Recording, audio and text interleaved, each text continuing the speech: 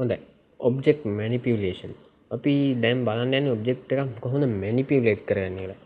Manipulate කරගන්නවා කියන්නේ අපිට ඔබ්ජෙක්ට් එක අපිට අවශ්‍ය විදිහට සකස් කරගන්න එක. මම කලින් කියන්න ඇති සමහර විට මේ හයරාකි එකේ විතරක් නෙවෙයි ඕනම තැනක තියෙන හැම ඔබ්ජෙක්ට් එකක්ම අපි ඒවා නම් කරන්නේ ගේම් ඔබ්ජෙක්ට්ස් කියලා. මේ කැමරා එකත් ගේම් ඔබ්ජෙක්ට් එකක්, මේ ලයිට් එකත් ගේම් ඔබ්ජෙක්ට් එකක්. අපි මෙතනට ඉම්පෝර්ට් කරන හැම දෙයක්ම ගේම් ඔබ්ජෙක්ට් එකක්. ඒක තමයි මෙතන ගේම් ඔබ්ජෙක්ට් කියලා මෙතන වෙනම පැනල් එකක් තියෙන මේ විදිහට අපිට සිලෙක්ට් කරගන්න ඇඩ් කරද්දී. හරි අපි දැන් බලමු බේසික් අපිට තියෙන බේසික් ටූල්ස් මැනිපියුලේට් කරගන්න ඔබ්ජෙක්ට් එකක් එහෙම කරලා සකස් කරන්න කියන්නේ. අපි මුලින්ම කියුබ් එකක් මෙන්න මේ විදිහට මම game object 3D object cube කියලා ගිහින් ක්‍රියේට් කරගන්නවා. දැන් අපිට පේනවා මෙතන ලස්සන කියුබ් එකක් ඇවිල්ලා තියෙනවා. ඒකට ලයිට් උත් මෙතන ෂේඩ් වෙලා තියෙන එක පැත්තක්. ඒ කියන්නේ මේ ලයිට් එක තියෙන හින්දා එනම් අපිට ඒ විදිහට පේනවා. දැන් අපි බලමු මේ කියුබ් එක මට පොඩ්ඩක් එහෙම මෙහෙම කරගන්න ඕන. අපි දැන් ඒකට පාවිච්චි වෙන ටූල්ස් ටික මෙන්න මෙතන තමයි තියෙන්නේ. move tool, rotate tool, scale tool, rect, transform tool.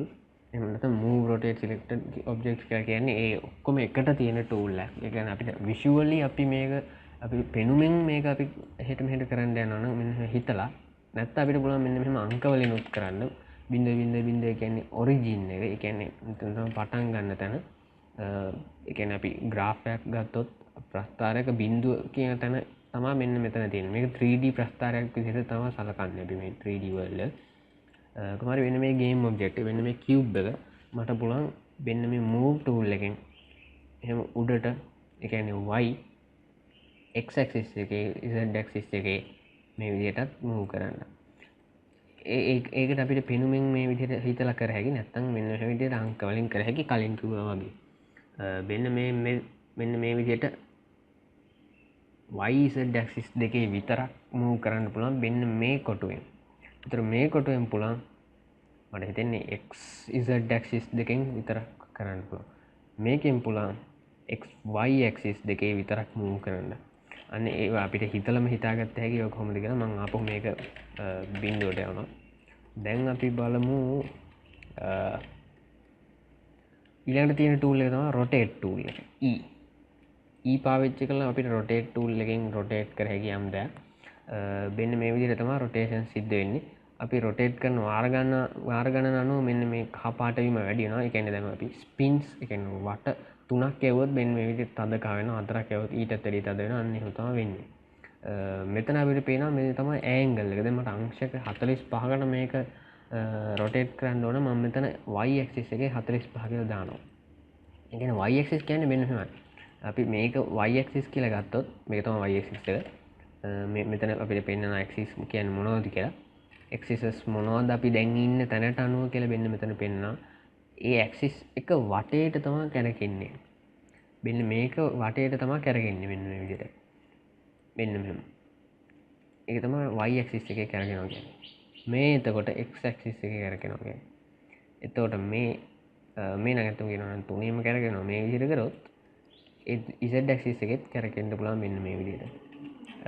කොමාරි අන්නේ එහෙම තමයි ඒ දේවල් වෙන්නේ. මේ rotation වලට බලපාන ලොකුම දෙයක් තමයි අපි මෙන්න මේ pivot point එක.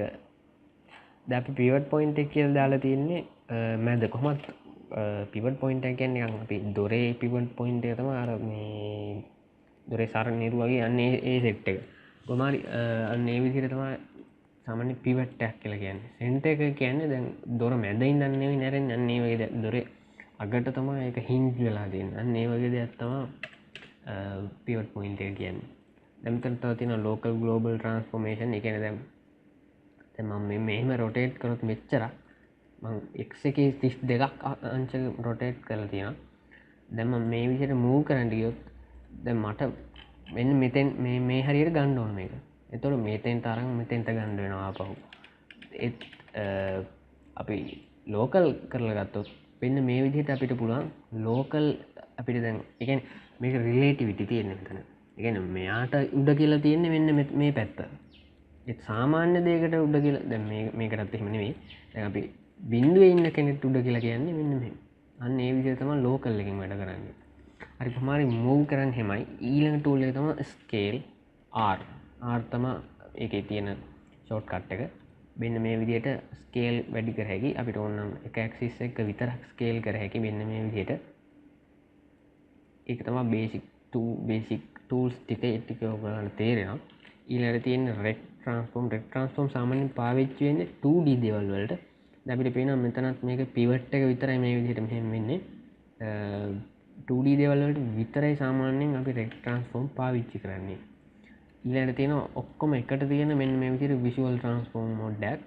ඒකත් වැදගත්. මේකෙන් අපිට මූව් කර හැකි, එතනින්ම ස්කේල් කර හැකි, එතනින්ම රොටේට් කර හැකි. මේ ටිකට ෂෝට්කට්ස් මම දැන් කිව්වා.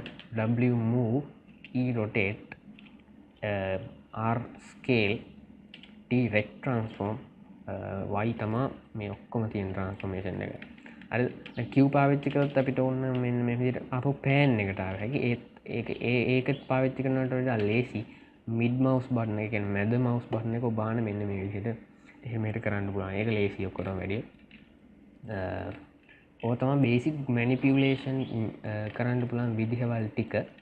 ඒ වගේම මැනිපියුලේෂන් ගැන කියද්දි අපිට view එක මැනිපියුලේට් කරන විදිහ ගැනත් පොඩ්ඩක් දැනගන්න ඕන.